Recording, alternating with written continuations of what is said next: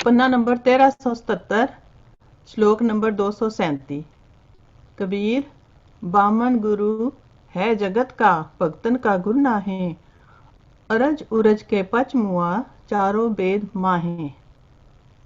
ठीक है जी, धन्यवाद जी। उम्मीद है कि सारे ने नोट कर लिया होगा जी। क्लास ਦੇ ਵਿੱਚ ਡਿਸਟਰਬੈਂਸ ਨਾ ਹੋਵੇ ਤੇ ਇਸੇ ਕਰਕੇ ਅਸੀਂ ਹੁਣ ਸਾਰਿਆਂ ਨੂੰ ਦੱਸ ਦਿੱਤਾ ਤੇ ਆਪਾਂ ਮੁੜ ਕੇ ਆਣੇ ਜੀ ਆਪਣੀ ਵਿਚਾਰ ਤੇ ਬਾਅਦ। ਤੇ ਗਿਆਨੀ ਜੀ ਜਦੋਂ ਵੀ ਤੁਸੀਂ ਰੈਡੀ ਹੋਵੋਗੇ ਤਾਂ ਤੁਸੀਂ ਅੱਜ ਦਾ ਕਥਾ ਸ਼ੁਰੂ ਕਰ ਸਕਦੇ। ਧੰਨਵਾਦ ਜੀ।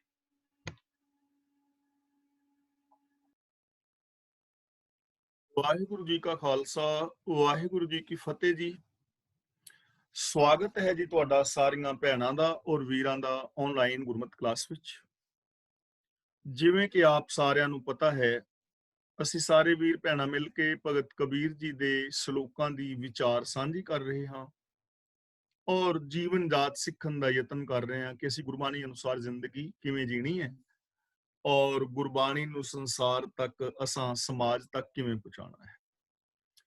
ਅੱਜ ਜਿਸ ਸ਼ਲੋਕ ਦੀ ਵਿਚਾਰ ਸ਼ੁਰੂ ਕਰ ਰਹੇ ਹਾਂ, ਜਿੱਥੋਂ ਇਹ 237 ਨੰਬਰ ਸ਼ਲੋਕ ਹੈ ਤੇ ਆਦਿ ਸ੍ਰੀ ਗੁਰੂ ਗ੍ਰੰਥ ਸਾਹਿਬ ਜੀ ਦੇ ਪਾਵਨ ਅੰਗ 1377 ਤੇ ਅੰਕਿਤ ਹੈ।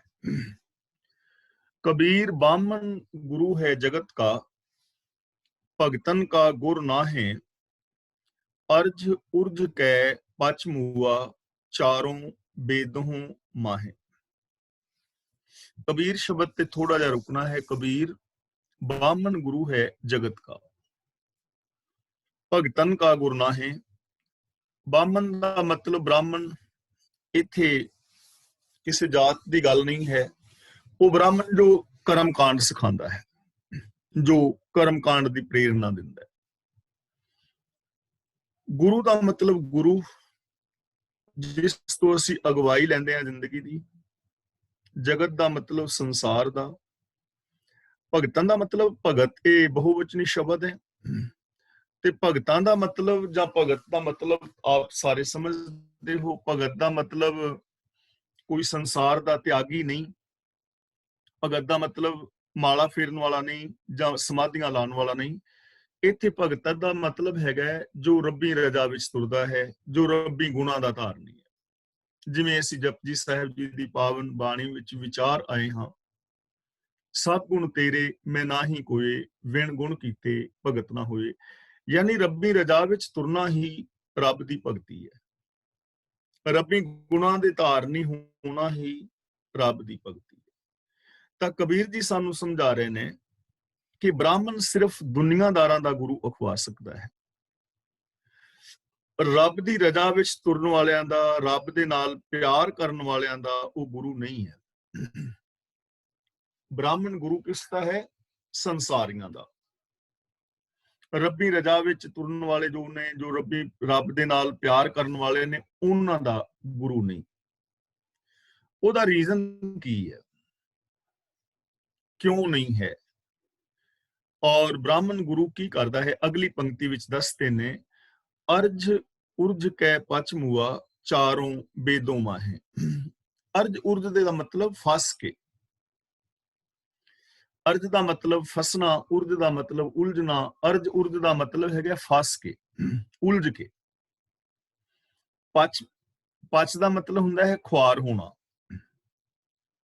मुआ दा मतलब मर गया, यानी आत्मक मौत सहेड़ लई।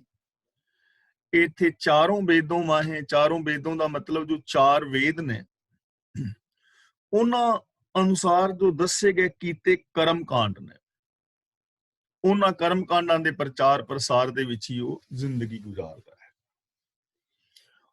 हुण कबीर जी कहंदे ने भी क्यों नहीं है रब्बी प्यारियां दा गुरु और संसारक लोकां दा गुरु क्यों है?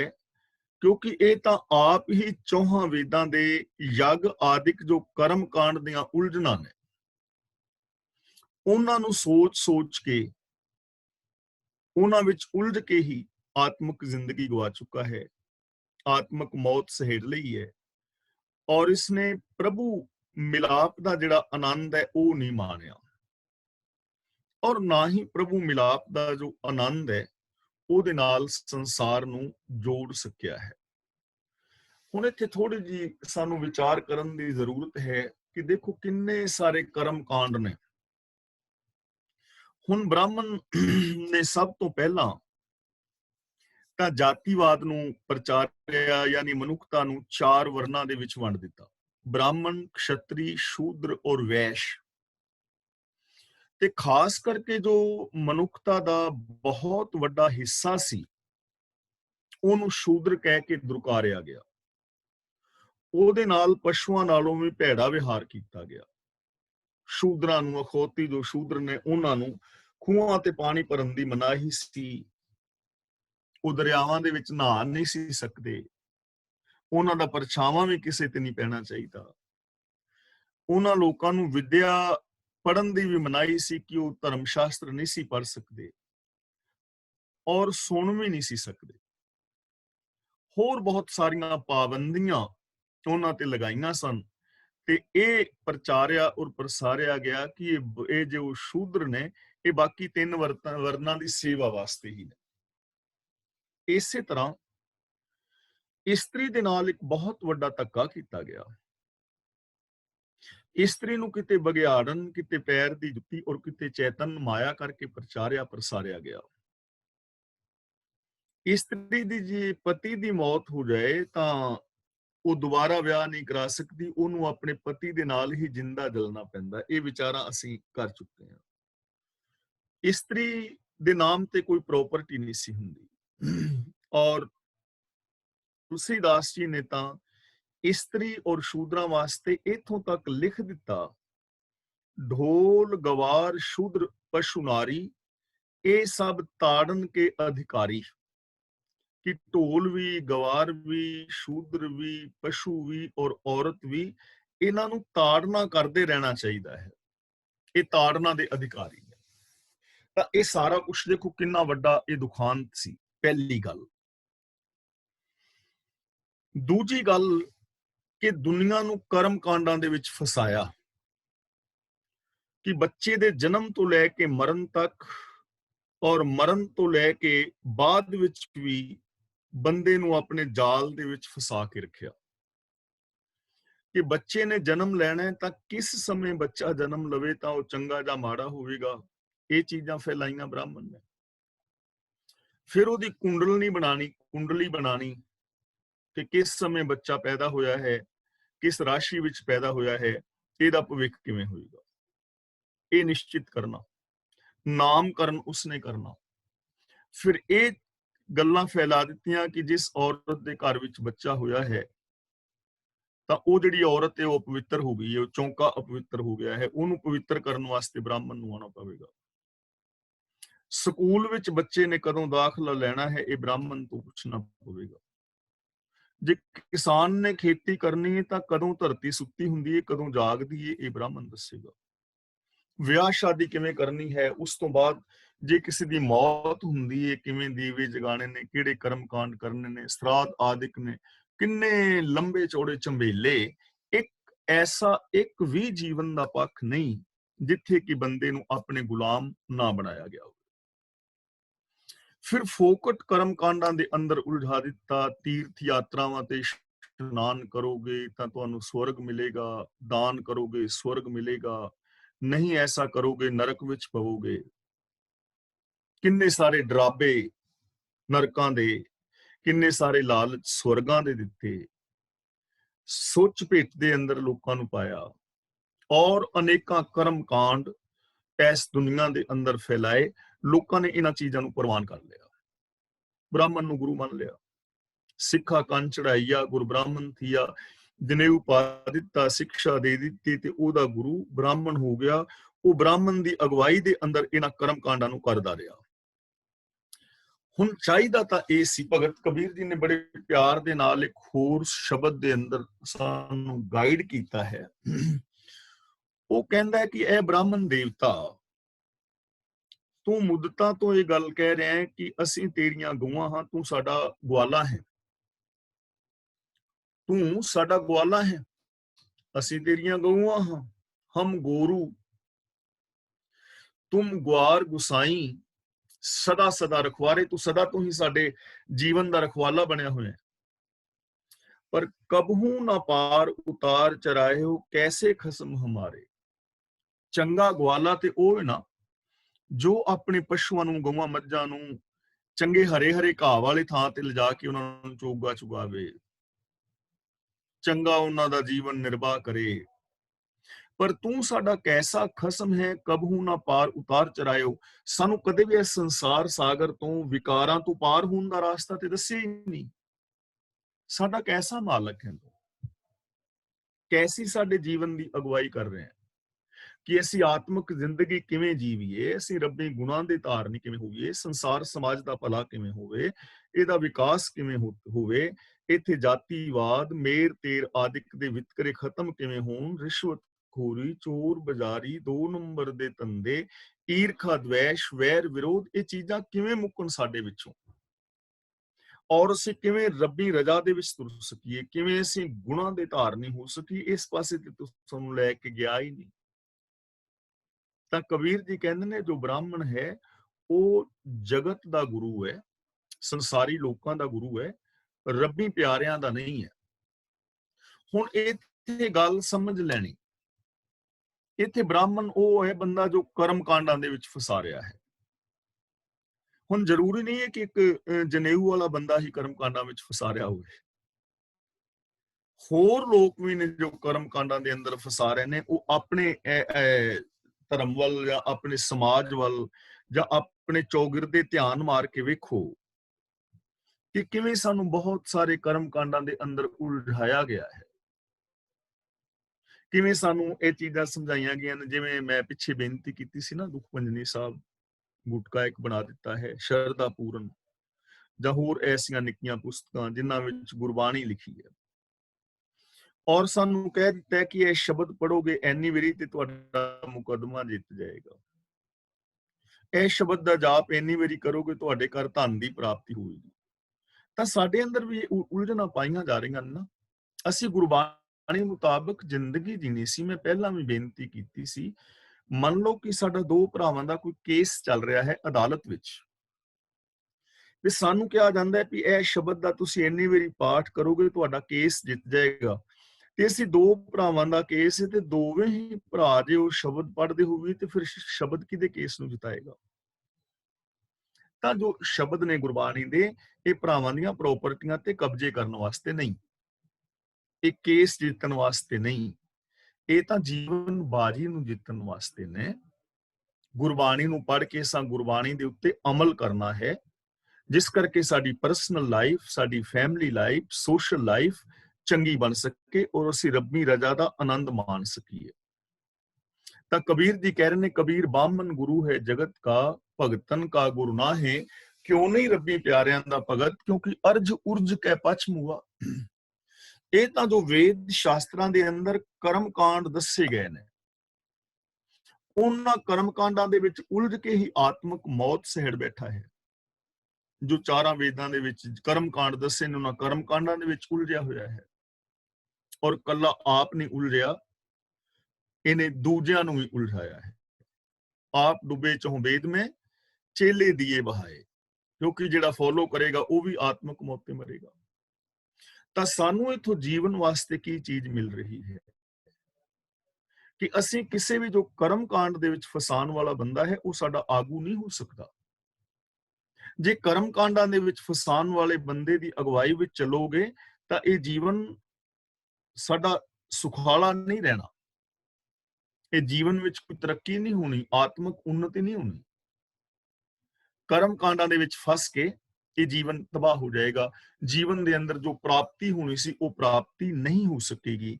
ਇਸ ਲਈ ਸਾਨੂੰ ਇਥੋਂ ਇਹ ਸੁਚੇਤ ਕੀਤਾ ਜਾ ਰਿਹਾ ਹੈ ਕਿ ਤੁਸੀਂ ਗਿਆਨ ਗੁਰੂ ਦੀ ਅਗਵਾਈ ਵਿੱਚ ਜ਼ਿੰਦਗੀ ਜੀਣੀ ਹੈ, ਗਿਆਨ ਦੀ ਸਹੀ ਵਰਤੋਂ ਕਰਨੀ ਹੈ, ਗੁਰਬਾਣੀ ਅਨੁਸਾਰ ਪਰਖਣ ਦਾ ਯਤਨ ਕਰਨਾ ਹੈ ਕਿ ਜੋ ਮੈਂ ਕਰਮ ਕਰ ਰਿਹਾ ਇਹਦਾ ਮੇਰੇ ਆਤਮਿਕ ਜੀਵਨ ਵਿੱਚ ਕੋਈ ਲਾਭ ਹੈ ਕਿ ਨਹੀਂ ਹੈ। ਜੇ ਲਾਭ ਹੈ ਤਾਂ ਕਰਨਾ ਹੈ, ਨਹੀਂ ਤਾਂ ਉਹਨੂੰ ਛੱਡ ਦੇਣਾ ਹੈ। ਦੇਖੋ ਜਪਜੀ ਸਾਹਿਬ ਜੀ ਦੇ ਆਰੰਭ ਦੇ ਅੰਦਰ ਇਹ ਬਚਨ ਕਰ ਦਿੱਤੇ ਗਏ ਨੇ, ਸੋਚੈ ਸੋਚ ਨਾ ਹੋਵਈ। ਕਰਮਕਾਂਡ ਸੀ ਨਾ ਇੱਕ ਬਹੁਤ ਵੱਡਾ, ਤੀਰਥਾਂ ਤੇ ਨਹਾਉਣ ਦੇ ਨਾਲ ਪਵਿੱਤਰਤਾ। ਤਾਂ ਗੁਰੂ ਸਾਹਿਬ ਜੀ ਕਹਿੰਦੇ ਨੇ ਨਹੀਂ, ਲੱਖਾਂ ਵਾਰ ਵੀ ਮੈਂ ਆਪਣੇ ਸਰੀਰ ਨੂੰ ਤੀਰਥਾਂ ਦੇ ਵਿੱਚ ਧੋਂਦਾ ਫਿਰਾਂ, ਕਦੇ ਪਵਿੱਤਰਤਾ, ਮਾਨਸਿਕਤਾ ਦੀ ਪਵਿੱਤਰਤਾ ਨਹੀਂ ਹੋਣੀ। ਚੁੱਪੈ ਚੁੱਪ ਨਾ ਹੋਵਈ, ਸਮਾਧੀਆਂ ਲਾਉਣ ਦੇ ਨਾਲ ਮਨ ਨੇ ਚੁੱਪ ਨਹੀਂ ਹੋਣਾ। ਜੇ ਲਾਏ ਰਹਾ ਲਿਵਤਾਰ, ਲਗਾਤਾਰ ਮੈਂ ਸਮਾਧੀਆਂ ਲਾਈ ਰੱਖਾਂ। ਸਹਿਜ ਸਿਆਣਪਾਂ ਲੱਖੋਂ ਹੈ, ਲੱਖਾਂ ਚਤੁਰਾਈਆਂ ਹੋਣ ਤਾਂ ਚਤੁਰਾਈਆਂ ਦੇ ਨਾਲ ਇਹ ਪ੍ਰਾਪਤੀ ਨਹੀਂ ਹੋਣੀ। ਅੰਦਰੋਂ ਹੋਰ ਤੇ ਬਾਹਰੋਂ ਹੋਰ। ਭੁੱਖਿਆਂ ਭੁੱਖ ਨਾ ਉਤਰੀ, ਤ੍ਰਿਸ਼ਨਾ ਦੇ ਅਧੀਨ ਰਿਹਾ, ਜਿੰਨੇ ਮਰਜ਼ੀ ਕਰਮ ਕਾਂਡ ਕਰੀ ਜਾਓ, ਕਦੇ ਸ਼ਾਂਤੀ ਆਉਣ ਵਾਲੀ ਨਹੀਂ ਹੈ।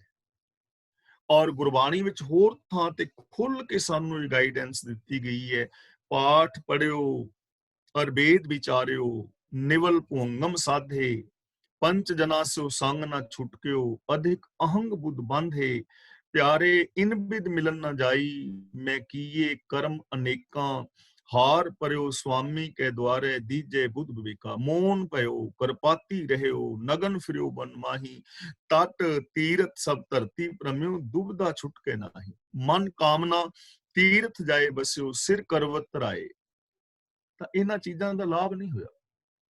ਹੋਰ ਦੇਖੋ, ਦੇਸ਼ ਛੋੜ ਪਰਦੇਸੇ ਧਾਇਆ, ਪੰਚ ਚੰਡਾਲ ਨਾਲੇ ਲੈ ਆਇਆ, ਕਾਨ ਫਰਾਏ ਹਿਰਾਏ ਟੂਕਾ, ਘਰ ਘਰ ਮੰਗੈ ਤ੍ਰਿਪਤਾਵਨ ਤੇ ਚੂਕਾ, ਬਨਤਾ ਛੋੜ ਬਦ ਨਦਰ ਪਰ ਨਾਰੀ, ਵੇਸ਼ ਨ ਪਾਈਐ ਮਹਾ ਦੁਖਿਆਰੀ, ਬੋਲੇ ਨਾਹੀ ਹੋਇ ਬੈਠਾ ਮੋਨੀ, ਅੰਤਰ ਕਲਪ ਪੁਆਈਏ ਜੋਨੀ, ਬਿਨ ਸਤਗੁਰ ਕਿਨ ਨਾ ਪਾਈ ਪਰਮ ਗਤੇ, ਪੁੱਛੋ ਸਗਲ ਵੇਦ ਸਿਮਰਤੇ।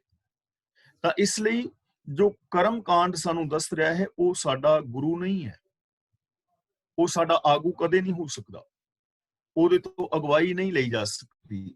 ਇਸ ਲਈ ਭਗਤ ਕਬੀਰ ਜੀ ਕਹਿੰਦੇ ਨੇ ਕਿ ਬ੍ਰਾਹਮਣ ਜੋ ਹੈ ਕਰਮ ਕਾਂਡਾਂ ਦੇ ਵਿੱਚ ਉਲਝਿਆ ਹੋਇਆ ਹੈ, ਉਹ ਰੱਬੀ ਪਿਆਰਿਆਂ ਦਾ ਗੁਰੂ ਨਹੀਂ ਹੈ, ਉਹ ਜਗਤ ਦਾ ਗੁਰੂ ਹੈ, ਕਿਉਂਕਿ ਰੱਬੀ ਪਿਆਰੇ ਤਾਂ ਰੱਬੀ ਰਜ਼ਾ ਦੇ ਅੰਦਰ ਜ਼ਿੰਦਗੀ ਗੁਜ਼ਾਰਦੇ ਨੇ।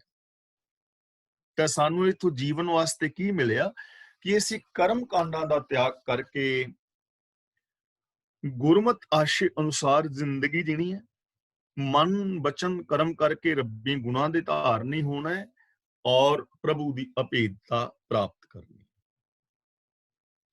ਹਰ ਹੈ ਖਾਂਡ, ਇੱਥੇ ਥੋੜਾ ਜਿਹਾ ਵਿਸਰਾਮ ਲਗਾਵਾਂਗੇ। ਰੇਤ ਮਹਿ ਬਿਖਰੀ, ਹਾਥੀ ਚੁਨੀ ਨਾ ਜਾਏ, ਕਹਿ ਕਬੀਰ ਗੁਰ ਭਲੀ ਬੁਝਾਈ, ਕੀਤੀ ਹੋਈ ਕਹਿ ਖਾਏ। ਰੇਤ ਮਹਿ ਦਾ ਮਤਲਬ ਰੇਤ ਵਿੱਚ, ਖੰਡ ਦਾ ਮਤਲਬ ਖੰਡ, ਆਦੇਸੀ ਖੰਡ ਜਿਹਨੂੰ ਅਸੀਂ ਬੂਰਾ ਵੀ ਕਹਿ ਦਿੰਦੇ ਹਾਂ, ਬਰੀਕ ਖੰਡ। ਰੇਤ ਸ਼ਬਦ ਜਿਹੜਾ ਹੈ ਹਮੇਸ਼ਾ ਔਂਕੜ ਦੇ ਨਾਲ ਆਉਂਦਾ ਹੈ। ਉਂਝ ਇਹ ਸ਼ਬਦ ਇਸਤਰੀ ਲਿੰਗ ਹੈ, ਤੇ ਇਸ ਲਫ਼ਜ਼ ਦਾ ਜਿਹੜਾ ਅਖੀਰਲਾ ਸੰਬੰਧਕ ਹੈ ਉਹ ਵੀ ਨਾਲ ਹੀ ਟਿਕਿਆ ਰਹਿੰਦਾ ਹੈ, ਸੰਬੰਧਕ ਦੇ ਨਾਲ ਵੀ ਟਿਕਿਆ ਰਹਿੰਦਾ ਹੈ।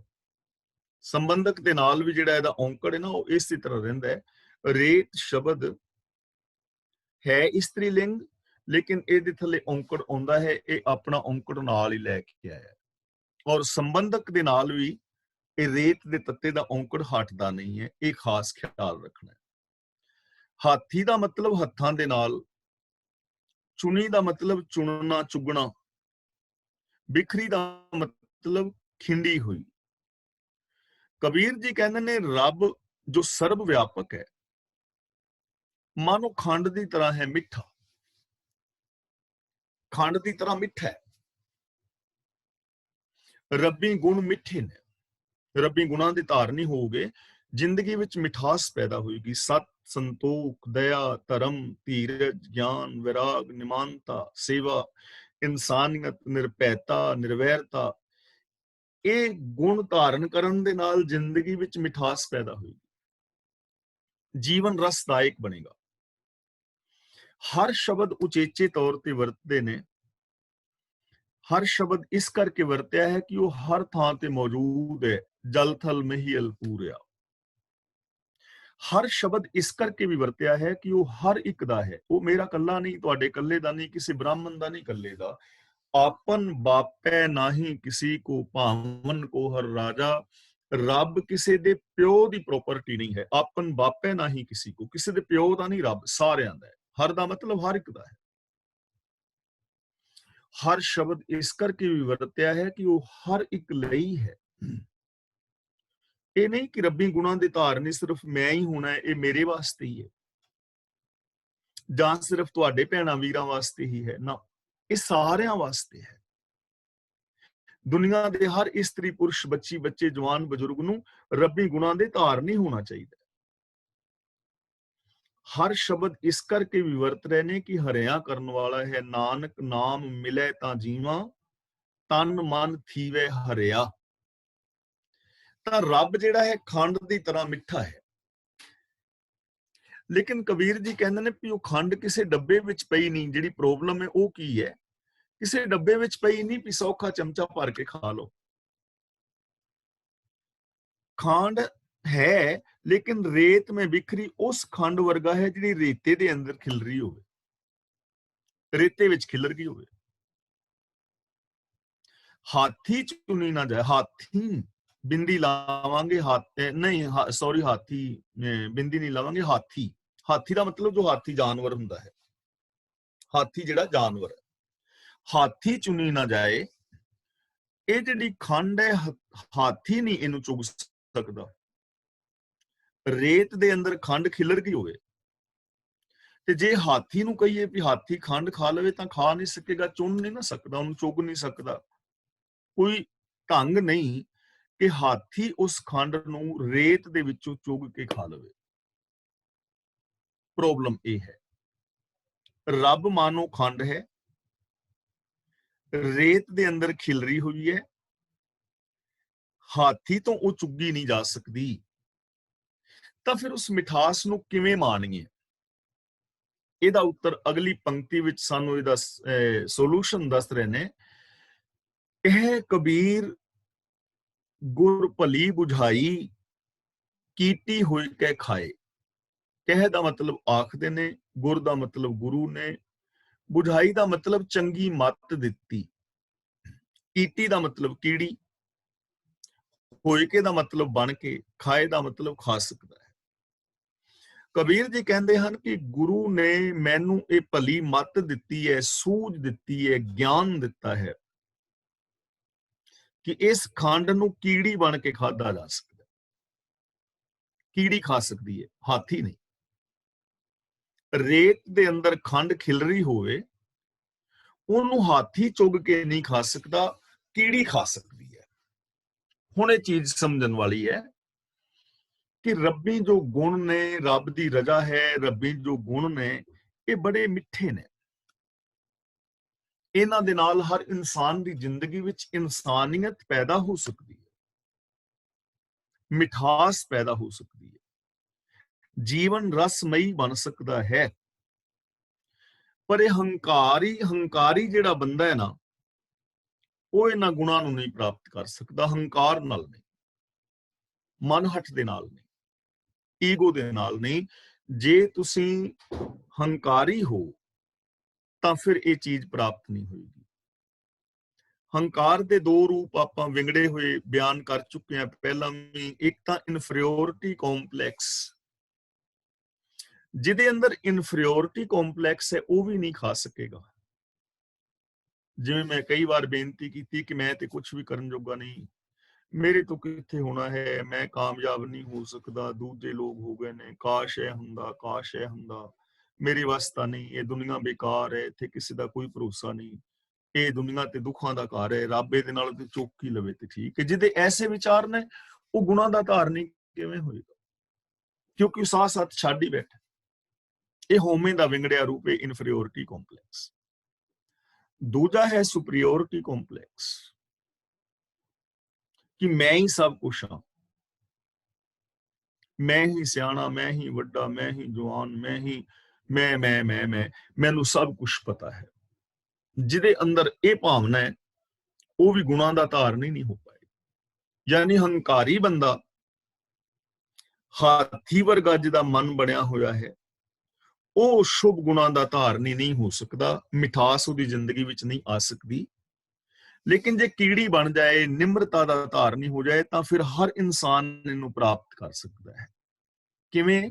ਜਿਵੇਂ ਅਸੀਂ ਭਗਤ ਕਬੀਰ ਜੀ ਦੇ ਪਿੱਛੇ ਸ਼ਲੋਕ ਵਿਚਾਰ ਹੈ ਨਾ, ਕਬੀਰ ਰੋੜਾ ਹੋਏ ਰੋ ਬਾਟਕਾ, ਕਿ ਨਿਮਰਤਾ ਦੇ ਵਿੱਚ ਆ, ਕਿਸੇ ਦੇ ਰਾਸਤੇ ਦੀ ਚਟਾਨ ਨਾ ਬਣ, ਰੋੜਾ ਬਣ, ਨਿੱਕਾ ਜਿਹਾ ਬਣ ਜਾ।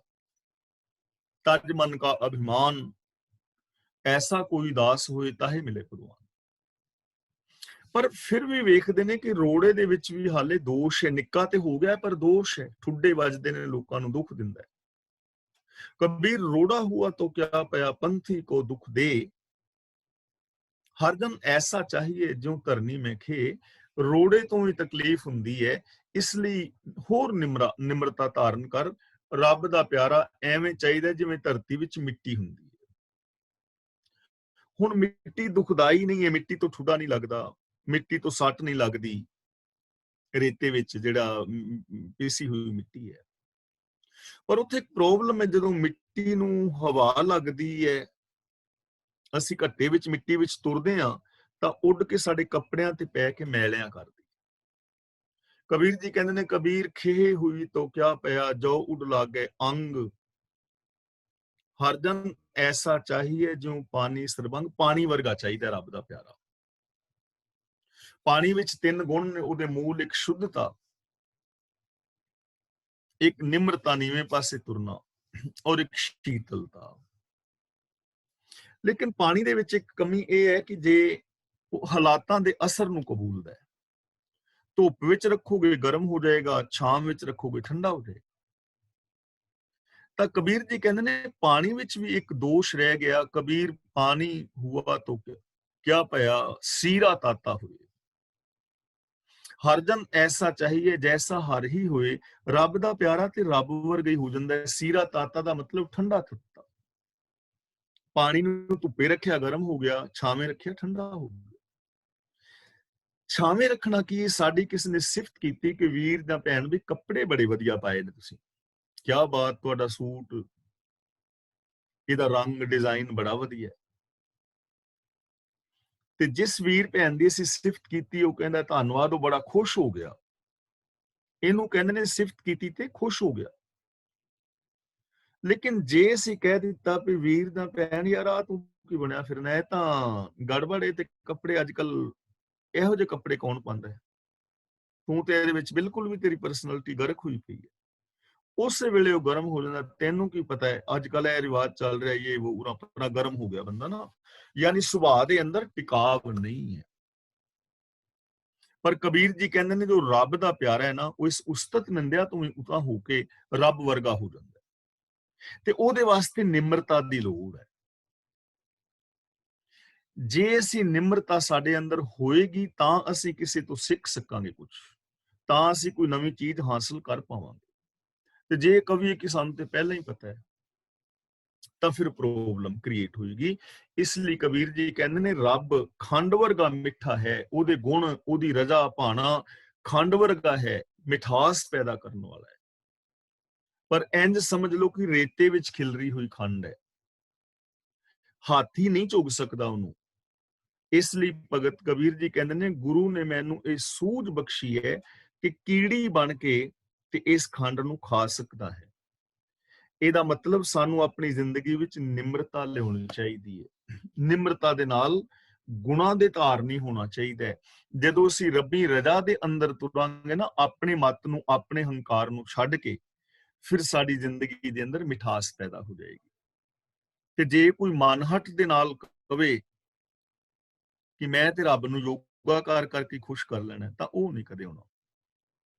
ਉਵੇਂ ਨਹੀਂ, ਨਿਮਰਤਾ ਦੇ ਨਾਲ ਰੱਬੀ ਰਜ਼ਾ ਦੇ ਵਿੱਚ ਤੁਰਨ ਦੀ ਪ੍ਰੇਰਨਾ ਇੱਥੋਂ ਦਿੱਤੀ ਜਾ ਰਹੀ ਹੈ ਕਿ ਕੋਈ ਵੀ ਇਨਸਾਨ ਦੁਨੀਆ ਦਾ ਜੇ ਉਹ ਰੱਬੀ ਰਜ਼ਾ ਵਿੱਚ ਤੁਰਦਾ ਹੈ, ਗੁਰੂ ਦੇ ਗਿਆਨ ਦੀ ਸਹੀ ਵਰਤੋਂ ਕਰਦਾ ਹੈ, ਗੁਰੂ ਗਿਆਨ ਮੁਤਾਬਕ ਨਿਮਰਤਾ ਵਿੱਚ ਰਹਿੰਦਾ ਹੈ, ਤਾਂ ਉਹ ਜੀਵਨ ਦੇ ਅੰਦਰ ਇਹ ਮਿਠਾਸ ਮਾਣ ਸਕਦਾ ਹੈ। ਅਗਲਾ ਬਚਨ ਕਰਦੇ ਨੇ ਕਬੀਰ, ਜੋ ਤੁਹੇ ਸਾਧ ਪਿਰਮ ਕੀ ਸ਼ੀਸ਼ ਕਾਟ ਕਰ ਗੋਏ, ਖੇਲਤ ਖੇਲਤ ਹਾਲ ਕਰ ਜੋ ਕਿਛ ਹੋਏ ਤਾਂ ਹੋਏ। ਜੋ ਤੁਹੇ ਸਾਧ, ਇੱਥੇ ਸਾਧ ਜੋ ਸ਼ਬਦ ਹੈ ਨਾ, ਇੱਥੇ ਸਾਧ ਸ਼ਬਦ ਗੁਰੂ ਵਾਸਤੇ ਨਹੀਂ ਹੈ, ਨਾ ਰੱਬ ਵਾਸਤੇ, ਨਾ ਕਿਸੇ ਬੰਦੇ ਵਾਸਤੇ। ਇੱਥੇ ਸਾਧ ਦਾ ਮਤਲਬ ਹੈ ਸੱਦਰ, ਸੱਦਰ, ਸਿੱਖ, ਤਾਂਗ, ਚਾਹਤ। ਇੱਥੇ ਸਾਧ ਦਾ ਮਤਲਬ ਹੈ ਸੱਦਰ, ਯਾਨੀ ਸਿੱਖ, ਤਾਂਗ, ਇੱਛਾ। ਪਿਰਮਕੀ ਦਾ ਮਤਲਬ ਪ੍ਰੇਮ, ਪਿਰਮ ਦਾ ਮਤਲਬ ਪ੍ਰੇਮ। ਜੇ ਤੈਨੂੰ ਰੱਬੀ ਪ੍ਰੇਮ ਦੀ ਸੱਧਰ ਹੈ, ਸਿੱਕ ਹੈ, ਚਾਹਤ ਹੈ। ਸੀਸ ਦਾ ਮਤਲਬ ਸਿਰ, ਕਾਟ ਦਾ ਮਤਲਬ ਕੱਟ ਕੇ, ਗੋਏ ਦਾ ਮਤਲਬ ਹੈਗਾ ਗੇਂਦ। ਗੋਏ ਦਾ ਮਤਲਬ ਇਹ ਫਾਰਸੀ ਦਾ ਸ਼ਬਦ ਹੈ, ਗੋਏ ਦਾ ਮਤਲਬ ਗੇਂਦ।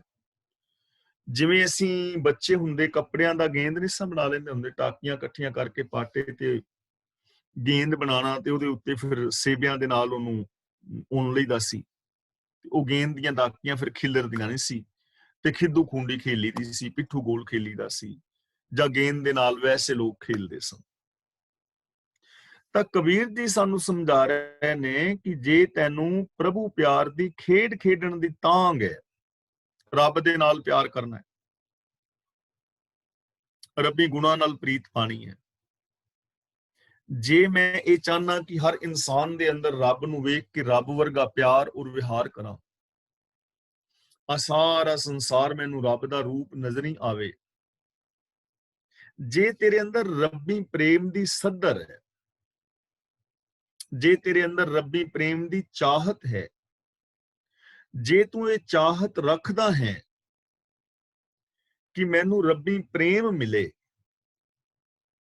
ਤਾਂ ਉਹਦੇ ਲਈ ਕਹਿੰਦੇ ਨੇ ਸੀਸ ਕਾਟ ਕਰ ਗੋਏ। ਇਹ ਪ੍ਰੇਮ ਦੀ ਖੇਡ ਖੇਡਣ ਵਾਸਤੇ ਆਪਣੇ ਸਿਰ ਨੂੰ ਵੱਢ ਕੇ ਇਹਦਾ ਖਿੱਦੂ ਬਣਾ, ਗੇਂਦ ਬਣਾ। ਸਿਰ ਵੱਢ ਕੇ ਇਹਦਾ ਗੇਂਦ ਬਣਾ। ਹੁਣ ਇੱਥੇ ਸਿਰ ਵੱਢਣ ਦਾ ਮਤਲਬ ਇਹ ਨਹੀਂ ਵੀ ਟੋਕਾ ਮਾਰ ਕੇ ਆਪਣਾ ਸਿਰ ਵੱਢ ਲਵੇ ਤੇ ਫਿਰ ਗੇਂਦ ਬਣਾ ਕੇ ਖੇਲੇਗਾ ਕਿਵੇਂ, ਇਹ ਨਹੀਂ ਹੈ। ਇੱਥੇ ਸਿਰ ਵੱਢਣ ਦਾ ਮਤਲਬ ਹੈ ਆਪਣੇ ਹੰਕਾਰ ਨੂੰ ਦੂਰ ਕਰਨਾ, ਆਪਣੇ ਹੰਕਾਰ ਨੂੰ ਖਤਮ ਕਰਨਾ, ਨਿਮਰਤਾ ਦੇ ਵਿੱਚ ਆਉਣਾ। ਇੱਥੇ ਉਹੀ ਗੱਲ ਦੁਹਰਾਈ ਜਾ ਰਹੀ ਹੈ ਜਿਹੜੀ ਪਿਛਲੇ ਸ਼ਲੋਕ ਵਿੱਚ ਹੈ, ਕੀਤੀ ਹੋਈ ਕੇ ਖਾਏ। ਇੱਥੇ ਉਹ ਗੱਲ ਦੁਹਰਾਈ ਜਾ ਰਹੀ ਹੈ, ਕਬੀਰ ਰੋੜਾ ਹੋਏ ਰੋ ਬਾਟ ਕਾ ਤਜ ਮਨ ਕਾ ਅਭਿਮਾਨ। ਇੱਥੇ ਉਹ ਗੱਲਾਂ ਸਾਨੂੰ ਫਿਰ ਯਾਦ ਕਰਾਈਆਂ ਜਾ ਰਹੀਆਂ ਨੇ। ਕਬੀਰ ਗਰਬ ਨਾ ਕੀਜੀਏ ਉੱਚਾ ਦੇਖ ਆਵਾਸ, ਆਜ ਕਾਲ ਕੋਈ ਲੇਟਣਾ ਉੱਪਰ ਜਾਮੇ ਖਾਸ। कबीर गर्भ ना कीजिए रंक ना हंसिए कोई, अधू सुनाओ समुद्र में क्या जानो क्या हुए। ਤਾਂ ਜੇ ਰੱਬ ਦੇ ਨਾਲ ਪ੍ਰੇਮ ਦੀ ਖੇਲ ਖੇਲਣੀ ਹੈ ਤੇ ਆਪਣੇ ਹੰਕਾਰ ਨੂੰ ਵੱਢ ਕੇ ਗੇਂਦ ਬਣਾ। ਸਾਹਿਬ ਸ੍ਰੀ ਗੁਰੂ ਨਾਨਕ ਦੇਵ ਜੀ ਦਾ ਵੀ ਬਚਨ ਹੈ ਨਾ, ਜੋ ਤੋ ਪ੍ਰੇਮ ਖੇਲਣ ਕਾ ਚਾਓ, ਸਿਰ ਧਰ ਤਲੀ ਗਲੀ ਮੇਰੀ ਆਓ, ਇਤ ਮਾਰਗ ਪੈਰ ਧਰੀਜੈ, ਸਿਰ ਦੀਜੈ ਕਾਣ ਨਾ ਕੀਜੈ। ਕਿ ਜੇ ਤੈਨੂੰ ਗੁਰੂ ਨਾਲ, ਰੱਬ ਨਾਲ ਪ੍ਰੇਮ ਖੇਲਣ ਦੀ ਜੇ ਚਾਹਤ ਹੈ ਤਾਂ ਆਪਣੇ ਸਿਰ ਨੂੰ ਘਰੋਂ ਹੀ ਤਲੀ ਤੇ ਧਰ ਲਈ ਵੱਢ ਕੇ। ਇਹਦਾ ਮਤਲਬ ਇਹ ਨਹੀਂ ਕਿ ਸਿਰ ਵੱਢ ਕੇ ਤਲੀ ਤੇ ਧਰ ਲੈਣਾ, ਈਗੋ ਨੂੰ ਦੂਰ ਕਰ ਦੇਣਾ, ਆਪਣੇ ਹੰਕਾਰ ਨੂੰ ਗਵਾ ਕੇ ਫਿਰ ਇਸ ਰਾਸਤੇ ਦੇ ਉੱਤੇ ਤੁਰਨਾ ਪੈਣਾ। ਜੋ ਤੋ ਪ੍ਰੇਮ ਖੇਲਣ ਕਾ ਚਾਓ, ਸਿਰ ਧਰ ਤਲੀ ਗਲੀ ਮੇਰੀ ਆਓ, ਇਤ ਮਾਰਗ ਪੈਰ ਧਰੀਜੈ, ਸਿਰ ਦੀਜੈ ਕਾਣ ਨਾ ਕੀਜੈ। ਕਾਣ ਦਾ ਮਤਲਬ ਸੰਕੋਚ, ਸਿਰ ਦੇਣ ਤੋਂ ਸੰਕੋਚ ਨਾ ਕਰ। ਸਿਰ ਦੇਣ ਦਾ ਮਤਲਬ ਆਪਣੀ ਈਗੋ ਨੂੰ ਛੱਡਣਾ, ਆਪਣੇ ਮਨ ਹੱਠ ਨੂੰ ਛੱਡਣਾ, ਆਪਣੇ ਆਪ ਹੁਦਰਾਪਨ ਨੂੰ ਛੱਡਣਾ, ਆਪਣੀ ਮੱਤ ਨੂੰ ਛੱਡਣਾ। ਇਹ ਚੀਜ਼ਾਂ ਨੂੰ ਜੇ ਤੂੰ ਛੱਡ ਦਵੇਂ, ਆਪ ਹੁਦਰਾਪਨ ਨੂੰ, ਮਨ ਦੀ ਮੱਤ ਨੂੰ, ਮਨ ਦੇ ਹੱਠ ਨੂੰ, ਫਿਰ ਤੂੰ ਗੁਰੂ ਦੇ ਨਾਲ ਪ੍ਰੇਮ ਦੀ ਖੇਲ ਖੇਲ ਸਕਣਾ। ਫਿਰ ਇਹ ਪ੍ਰੇਮ ਦੀ ਬਾਜੀ ਜਿੱਤੀ ਜਾਏਗੀ। ਤੇ ਜੇ ਤੂੰ ਚਾਹੇ ਕਿ ਮੱਤ ਆਪਣੀ ਹੀ ਵਰਤੇ, ਕਰਮ ਕਾਂਡ ਕਰੇ, ਝੂਠ ਬੋਲੇ, ਫਰੇਬ ਕਰੇ, ਠੱਗੀਆਂ ਮਾਰੇ, ਤੇ ਗੁਰਦੁਆਰਾ ਸਾਹਿਬ ਜਾਂ ਕਿਸੇ ਧਰਮ ਸਥਾਨ, ਆਪਣੇ ਧਰਮ ਸਥਾਨ ਵਿੱਚ ਜਾ ਕੇ ਇੱਕ ਦੋ ਵਾਰੀ ਮੱਥਾ ਟੇਕ ਆਵੇਂ ਤੇ ਤੂੰ ਬਖਸ਼ਿਆ ਜਾਵੇਂ, ਐਵੇਂ ਨਹੀਂ, ਐਵੇਂ ਨਹੀਂ। ਗੁਰੂ ਜੀ ਕਹਿੰਦੇ ਸੀਸ ਨਿਵਾਏ ਕਿਆ ਥੀਏ, ਜਾਰੀ ਦੇ ਕਸੁੱਦੇ ਜਾਹੇ। ਜੇ ਸੋਚ ਪੁੱਠੀ ਹੈ ਤਾਂ ਫਿਰ ਨਿਰਾ ਵਿਖਾਵੇ ਦੇ ਮੱਥੇ ਟੇਕਣੇ, ਵਿਖਾਵੇ ਦੇ ਕਰਮ ਕਾਂਡ ਕਰਨੇ, ਵਿਖਾਵੇ ਦੀ ਪਾਠ ਪੂਜਾ ਕੁਝ ਨਹੀਂ ਸਵਾਰੇਗੀ। ਇਸ ਲਈ ਕਬੀਰ ਜੀ ਕਹਿੰਦੇ ਨੇ, ਕਬੀਰ ਜੋ ਤੋਹਿ ਸਾਧ ਪਿਰਮ ਕੀ ਸਾਧ ਦਾ ਮਤਲਬ ਸੱਧਰ। ਜੇ ਤੈਨੂੰ ਰੱਬੀ ਪ੍ਰੇਮ ਦੀ ਸੱਧਰ ਹੈ, ਚਾਹਤ ਹੈ, ਤਾਂ ਆਪਣੇ ਹੰਕਾਰ ਨੂੰ ਕੱਟ, ਆਪਣੇ ਹੰਕਾਰ ਨੂੰ ਖਤਮ ਕਰਕੇ ਗੇਂਦ ਬਣਾ, ਉਹਨੂੰ ਪੈਰਾਂ ਦੇ ਵਿੱਚ ਰੋਲ। ਖੇਲਤ ਖੇਲਤ ਹਾਲ ਕਰ, जो किछ होए तां होए। हाल दा मतलब है प्रेम दी मस्ती। हाल दा मतलब है प्रेम दी मस्ती। हाल शब्द दे कई सारे अर्थ ने। हाल दा मतलब हुणे हुणे। अरबी दा शब्द हाल हुणे, जिवें तत्काल। ते एक अरबी दा शब्द हाल है नचना सरूर दे अंदर, मुहब्बत। मुसलमान वीर कव्वाली पांदे ने, गांदे ने, और गांदे वजांदे कव्वाली दे विच भगतां वांगू कई वार मस्त हो के सिर मारदे ने, टप्पदे ने। ਇਹਨੂੰ ਉਹ ਹਾਲ ਖੇਡਣਾ ਕਹਿੰਦੇ ਨੇ ਕਿ ਹਾਲ ਚੜਨਾ। ਤੁਸੀਂ ਕਿਤੇ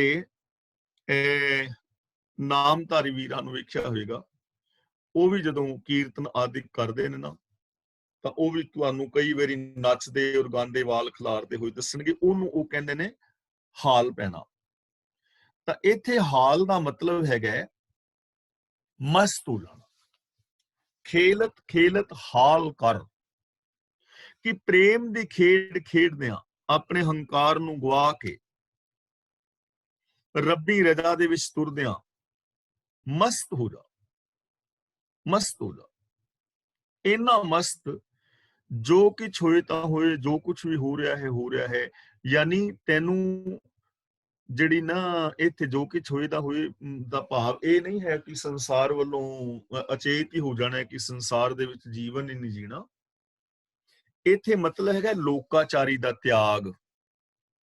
ਕਿਉਂਕਿ ਜਦੋਂ ਲੋਕਾਚਾਰੀ ਹੋਏਗੀ ਨਾ, ਲੋਕਾਚਾਰੀ ਨੂੰ ਅਸੀਂ ਨਿਭਾਉਂਦੇ ਹਾਂ, ਤਾਂ ਉਦੋਂ ਫਿਰ ਜਿਹੜੀ ਹੈ ਸਾਨੂੰ ਪ੍ਰੋਬਲਮ ਕ੍ਰੀਏਟ ਹੁੰਦੀ ਹੈ। ਸਾਡੇ ਪਿੰਡ ਇੱਕ ਵਾਰੀ ਪਾਠ ਰੱਖਣਾ ਸੀ, ਤੇ ਉਹ ਸਿੰਘ ਸੀ ਆਪਣਾ, ਤੇ ਉਹ ਕਹਿੰਦਾ ਵੀ ਅਸੀਂ ਅਕਾਲ ਤਖਤ ਦੀ ਮਰਿਆਦਾ ਨੂੰ ਮੰਨਣਾ ਹੈ, ਤੇ ਅਕਾਲ ਤਖਤ ਦੀ ਮਰਿਆਦਾ ਮੁਤਾਬਕ ਹੀ ਅਸੀਂ ਪਾਠ ਕਰਨਾ ਹੈ, ਤੇ ਜੋਤ ਕੁੰਭ ਨਾਰੀਅਲ ਵਗੈਰਾ ਨਹੀਂ ਰੱਖਣਾ। ਮੇਰੀ ਉੱਥੇ ਗ੍ਰੰਥੀ ਦੀ ਡਿਊਟੀ ਸੀ। ਮੈਂ ਕਿਹਾ ਵੈਰੀ ਗੁੱਡ, ਬਹੁਤ ਵਧੀਆ। ਤੇ ਪਾਠ ਰੱਖ ਦਿੱਤਾ, ਪਾਠ ਆਰੰਭ ਹੋ ਗਿਆ। ਤੇ ਦੁਪਹਿਰ ਵੇਲੇ ਜਦੋਂ ਅਸੀਂ ਪ੍ਰਸ਼ਾਦਾ ਛਕਣ ਗਏ, ਤੇ ਉੱਥੇ ਨਾਰੀਅਲ ਵੀ ਤੇ ਕੁੰਭ ਵੀ, ਜੋਤ ਵੀ। ਤੇ ਮੈਂ ਕਿਹਾ ਵੀ ਇਹ ਕੀ? ਕਹਿੰਦਾ ਸਾਡੀ ਮਾਸੀ ਨੇ ਆਣ ਕੇ ਕਿਹਾ ਹੈ ਵੀ ਤੁਸੀਂ ਰੱਖੋ। ਤਾਂ ਅਸੀਂ ਕਿਹਾ ਅਸੀਂ ਨਹੀਂ ਰੱਖਣਾ। ਤੇ ਮਾਸੀ ਕਹਿੰਦੀ ਵੀ ਜੇ ਤੁਸੀਂ ਜੋਤ ਕੁੰਭ ਨਾਰੀਅਲ ਨਹੀਂ ਰੱਖਣਾ ਤੇ ਮੈਂ ਚੱਲੀ ਆ। ਫਿਰ ਇਹ ਤੇ ਪਾਠ ਹੀ ਕਰਦਾ ਹੋਇਆ।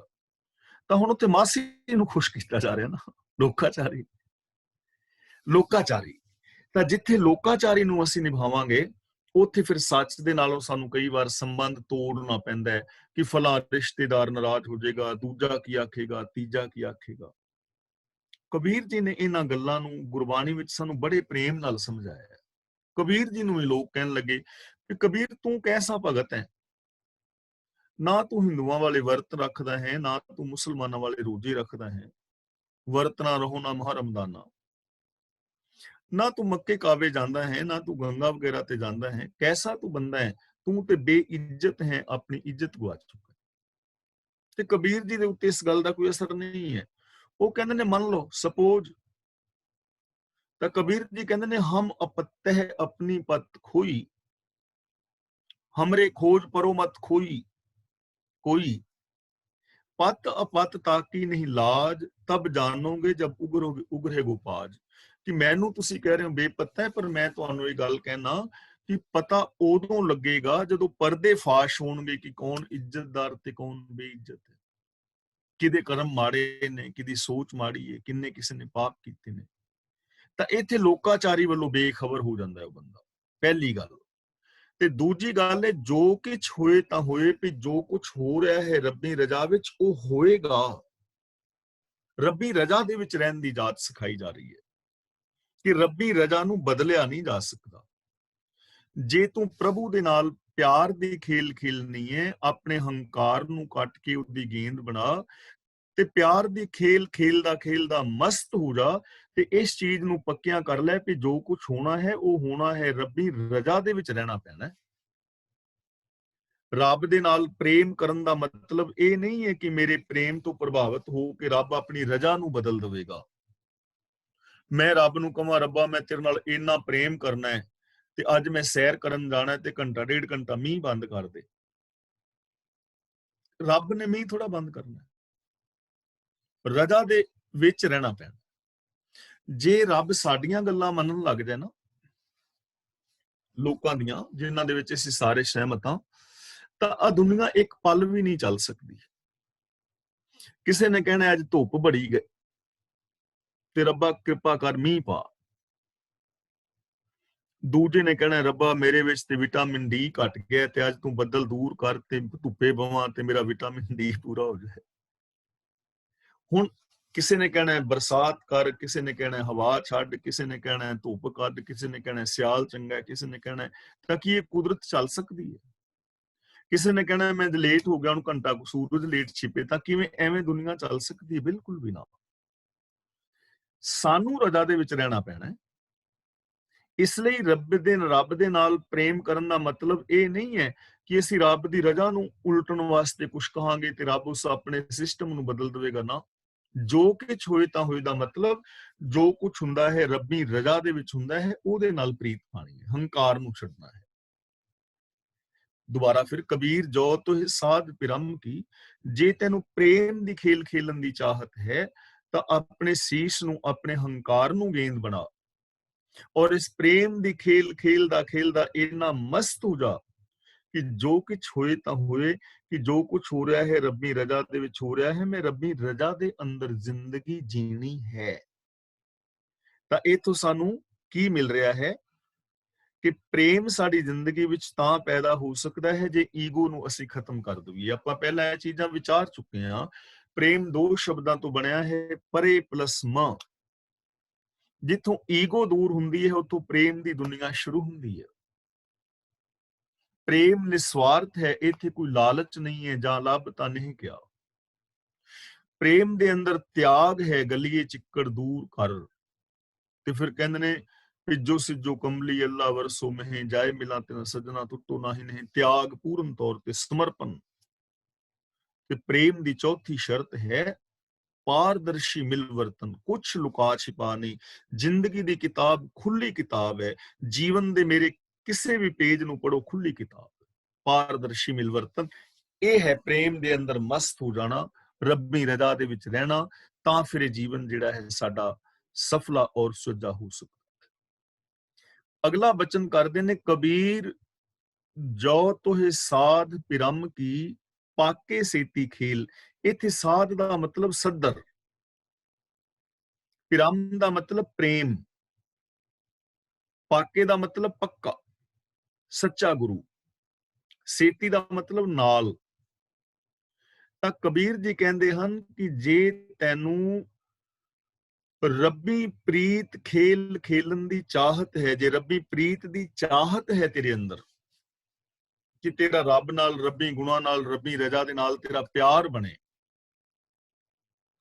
ਤਾਂ ਪਾਕੇ ਸੇਤੀ ਖੇਲ। ਪਾਕੇ ਦਾ ਮਤਲਬ ਸੱਚੇ ਗੁਰੂ ਦੇ ਨਾਲ ਮਿਲ ਕੇ ਇਹ ਖੇਲ ਖੇਲ, ਸੱਚੇ ਗੁਰੂ ਦੇ ਨਾਲ ਮਿਲ ਕੇ। ਕਿਉਂਕਿ ਕਾਛੇ ਗੁਰ ਤੇ ਮੁਕਤ ਨਾ ਹੁਆ। ਕੱਚੇ ਪਿੱਲੇ ਗੁਰੂ ਵੀ ਬਣੇ ਫਿਰਦੇ ਨਾ, ਕਿੰਨੇ ਸਾਰੇ ਗੁਰੂ ਨੇ। ਪਹਿਲਾਂ ਤਾਂ ਲੋਕ ਕਹਿੰਦੇ ਸਨ ਵੀ ਇੱਟ ਪੁੱਟੀਏ ਤੇ ਗੁਰੂ ਸਾਧ ਬਾਬਾ, ਤੇ ਅੱਜ ਕੱਲ ਤੇ ਸਾਧ ਬਾਬੇ ਤੇ ਗਾਈਡੈਂਸ ਕਰਨ ਵਾਲੇ ਹੱਥਾਂ ਦੇ ਵਿੱਚ ਇੱਟਾਂ ਫੜੀ ਬੈਠੇ, ਇੱਟਾਂ ਦੇ ਉੱਤੇ ਬੈਠੇ ਨੇ। ਤਾਂ ਸੱਚੇ ਗੁਰੂ ਦੀ ਗੱਲ ਕੀਤੀ ਜਾ ਰਹੀ ਹੈ ਕਿ ਸੱਚੇ ਗੁਰੂ ਦੇ ਨਾਲ ਮਿਲ ਕੇ। ਕਿਉਂ? ਕਾਚੀ ਸਰਸੋਂ ਪੇਲ ਕੈ, ਸਰਸੋਂ ਦਾ ਮਤਲਬ ਸਰੋਂ, ਪੇਲ ਕੇ ਦਾ ਮਤਲਬ ਹੁੰਦਾ ਹੈ ਪੀੜਨਾ। ਕੋਲੂ ਦੇ ਵਿੱਚ ਪੀੜੀ ਦੀ ਨਾ ਸਰੋਂ। ਨਾ ਖਲ ਭਈ ਨਾ ਤੇਲ। ਖਲ ਦਾ ਮਤਲਬ ਖਲ ਜਿਹੜੀ ਡੰਗਰਾਂ ਨੂੰ ਪਾਉਂਦੇ ਨੇ। ਸਰੋਂ ਨੂੰ ਜਦੋਂ ਅਸੀਂ ਪੀੜਦੇ ਆ ਤਾਂ ਤੇਲ ਬਣ ਜਾਂਦਾ ਹੈ, ਤੇ ਬਾਕੀ ਜਿਹੜਾ ਉਹਦਾ ਛਿਲਕਾ ਵਗੈਰਾ ਹੁੰਦਾ ਉਹਦੀ ਖਲ ਬਣ ਜਾਂਦੀ, ਉਹ ਪਸ਼ੂਆਂ ਨੂੰ ਪਾ ਦਿੱਤੀ ਜਾਂਦੀ। ਜੇ ਤੇ ਸਰੋਂ ਹੋਵੇ ਪੱਕੀ, ਸੁੱਕੀ ਹੋਵੇ, ਪੱਕੀ ਹੋਵੇ, ਉਹਨੂੰ ਕੋਲੂ ਦੇ ਵਿੱਚ ਪੀੜਿਆ ਜਾਏ, ਉਹਦੇ ਚੋਂ ਤੇਲ ਵੀ ਨਿਕਲਦਾ ਹੈ ਤੇ ਖਲ ਵੀ ਬਣਦੀ ਹੈ। ਤੇ ਜੇ ਸਰੋਂ ਹੋਵੇ ਕੱਚੀ,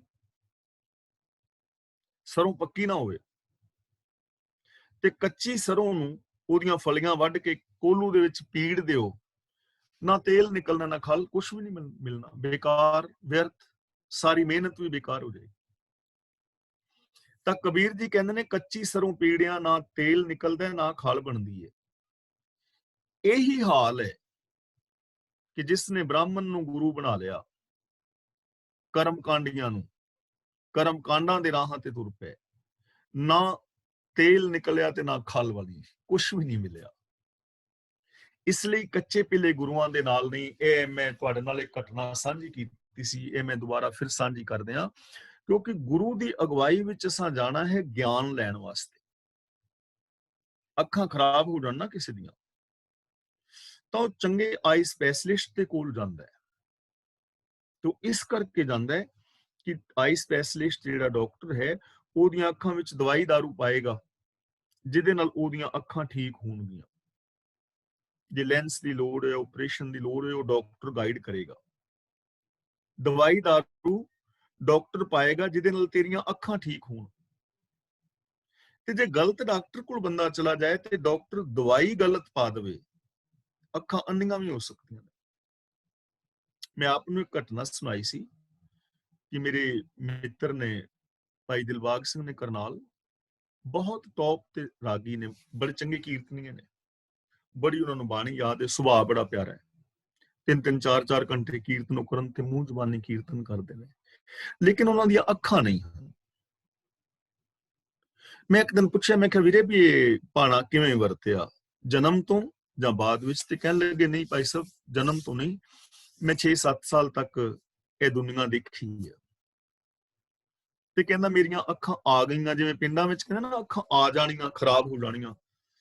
ਤੇ ਮੇਰੀ ਮਾਂ ਮੈਨੂੰ ਡਾਕਟਰ ਕੋਲ ਲੈ ਕੇ ਚਲੀ ਗਈ, ਪਿੰਡ ਦਾ ਡਾਕਟਰ। ਤੇ ਅੱਜ ਤੋਂ ਕੋਈ 50-60 ਸਾਲ ਪਹਿਲੀ ਗੱਲ,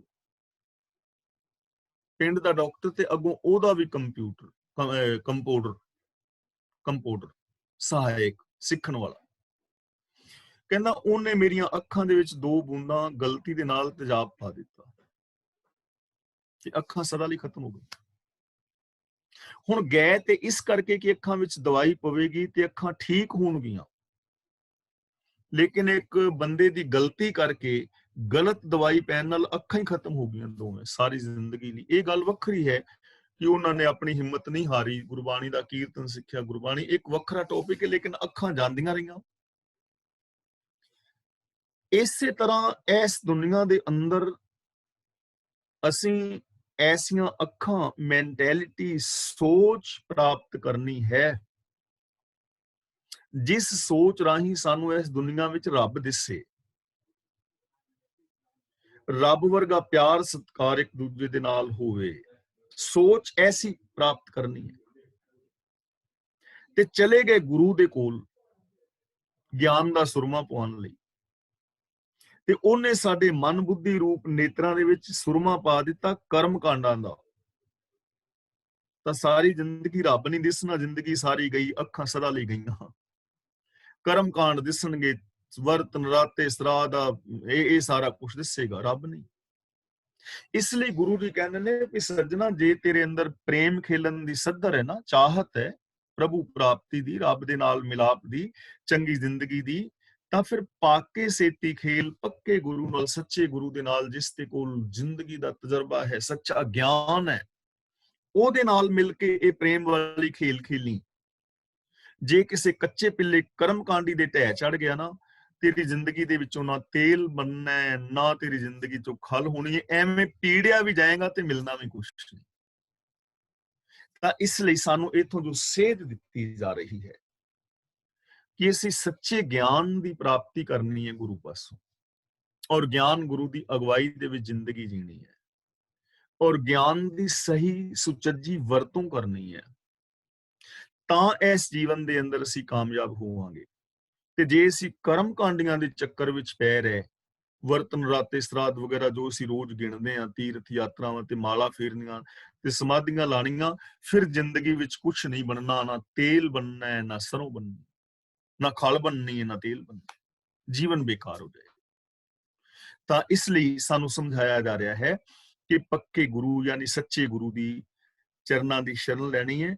ਗੁਰਬਾਣੀ ਵਿੱਚ ਥਾਂ ਵਿੱਚ ਬਚਨ ਵੀ ਆਇਆ ਹੈ, ਕਾਚੇ ਗੁਰ ਤੇ ਮੁਕਤ ਨਾ ਹੁਆ। ਜਿਹੜੇ ਕੱਚੇ ਪਿੱਲੇ ਗੁਰੂ ਨੇ, ਕਰਮ ਕਾਂਡ ਦੱਸਣ ਵਾਲੇ, ਇਹਨਾਂ ਤੋਂ ਮੁਕਤੀ ਨਹੀਂ ਸਾਨੂੰ ਮਿਲਦੀ ਵਿਕਾਰਾਂ ਤੋਂ, ਇਹ ਸਾਨੂੰ ਹੋਰ ਕਰਮ ਕਾਂਡਾਂ ਦੇ ਅੰਦਰ ਬੰਨ ਦੇਣਗੇ। ਇਸ ਲਈ ਗੁਰਬਾਣੀ ਨੂੰ ਅਸਾਂ ਸਾਰਿਆਂ ਨੇ ਆਪ ਪੜ੍ਹਨਾ ਹੈ, ਗੁਰਬਾਣੀ ਨੂੰ ਅਸਾਂ ਆਪ ਵਿਚਾਰਨਾ ਹੈ, ਔਰ ਗੁਰਬਾਣੀ ਮੁਤਾਬਕ ਜ਼ਿੰਦਗੀ ਜੀਣੀ ਹੈ, ਮਨ ਬਚਨ ਕਰਮ ਕਰਕੇ ਗੁਰਬਾਣੀ ਦਾ ਧਾਰਨੀ ਹੋਣਾ ਹੈ, ਗੁਰਬਾਣੀ ਵਰਗੇ ਬਣਨਾ ਹੈ, ਫਿਰ ਇਹ ਜ਼ਿੰਦਗੀ ਸਫਲ ਹੋ ਜਾਏਗੀ। ਬੜਾ ਸੁਖੈਨ ਰਾਸਤਾ ਹੈ, ਬੜਾ ਸੌਖਾ ਰਾਸਤਾ ਸਾਨੂੰ ਸਮਝਾਇਆ ਜਾ ਰਿਹਾ ਹੈ, ਜਿਹਦੇ ਵਿੱਚ ਕੋਈ ਕਰਮ ਕਾਂਡ ਨਹੀਂ, ਜਿਹਦੇ ਵਿੱਚ ਕੋਈ ਵਾਧੂ ਦੀ ਖੇਚਲ ਨਹੀਂ। ਪਰ ਇਹਦੇ ਵਾਸਤੇ ਸਾਨੂੰ ਆਪਣੀ ਈਗੋ ਤਿਆਗਣੀ ਪੈਣੀ ਹੈ।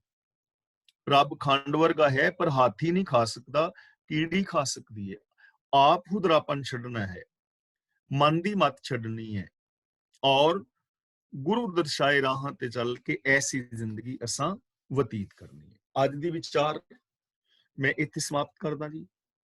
ਅੱਜ ਦੇ ਇਹਨਾਂ ਸ਼ਲੋਕਾਂ ਦੇ ਵਿਚਾਰ ਵਿੱਚ ਜੇ ਕਿਸੇ ਵੀਰ ਭੈਣ ਨੇ ਜੋ ਸਵਾਲ ਪੁੱਛਣਾ ਹੋਵੇ, ਜੋ ਮੈਂ ਵਿਚਾਰ ਕੀਤੀ, ਕੋਈ ਸਵਾਲ ਪੁੱਛਣਾ ਹੋਵੇ ਤਾਂ ਆਪ ਸਵਾਲ ਪੁੱਛ ਸਕਦੇ ਹੋ।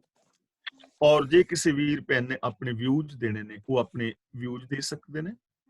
ਤੇ ਵੀਰ ਤਰਲੋਚਨ ਸਿੰਘ ਜੀ ਅਨਮਿਊਟ ਹੋ ਗਏ ਨੇ, ਅਗਲੀ ਕਾਰਵਾਈ ਉਹ ਕਰਨਗੇ ਤੇ ਉਹਨਾਂ ਨੂੰ ਬਾਰ-ਬਾਰ ਨਾ ਕਹਿਣਾ ਪਵੇ ਕਿ ਤੁਸੀਂ ਅਨਮਿਊਟ ਹੋ ਜਾਓ। ਜਿਨ੍ਹਾਂ ਨੇ ਸਵਾਲ ਪੁੱਛਣੇ ਨੇ ਉਹ ਪਹਿਲਾਂ ਹੀ ਅਨਮਿਊਟ ਹੋ ਜਾਇਆ ਕਰੋ। ਜਿਹਦਾ ਨਾਮ ਲੈਂਦੇ ਰਹਿਣਗੇ, ਆਪ ਫਿਰ ਆਪਣੇ ਵਿਊਜ਼ ਦਿੰਦੇ ਰਹਿਣਾ। ਵਾਹਿਗੁਰੂ ਜੀ ਕਾ ਖਾਲਸਾ, ਵਾਹਿਗੁਰੂ ਜੀ।